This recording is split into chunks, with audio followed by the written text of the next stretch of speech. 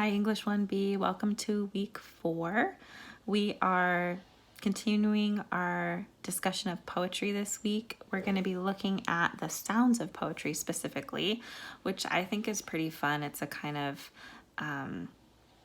auditory experience. You're going to have a lot of videos to watch this week because we are focusing so much on sound.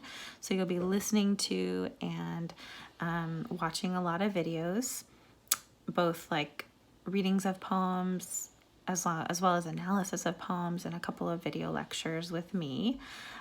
So that's fun. And you've got a lot, it looks like you've got a lot of reading to do this week, but they're very short poems, right? So it's not as much, it's not as bad as it looks. So take a look at the reading list this week and get started on that right away. And then you'll just click through the Canvas module to access all the videos. They're very important for your understanding of this module because we are, again, talking about sound. So make sure you watch all those videos.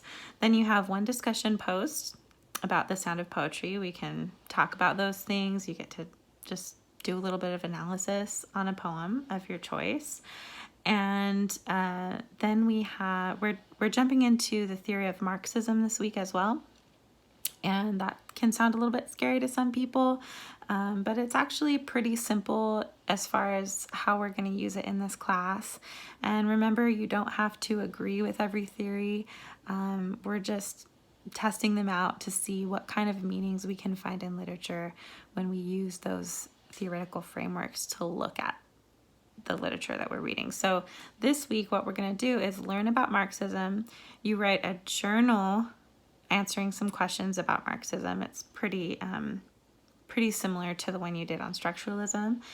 And then you're going to kind of look at the poetry of William Blake through the lens of Marxism as a literary theory. So you'll see, like, what kind of meanings can I find in Blake's poetry if I consider it in the light of the theory of Marxism. So it's an interesting exercise.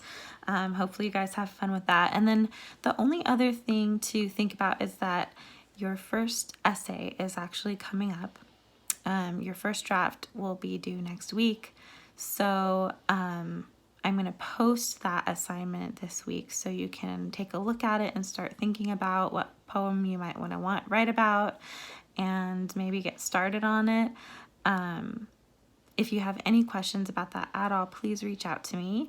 Again, it's not due until the first draft is due next week, and we'll do some peer review on that, and then you'll submit your final draft after that. So there's a whole process, but it's good to start thinking about it now.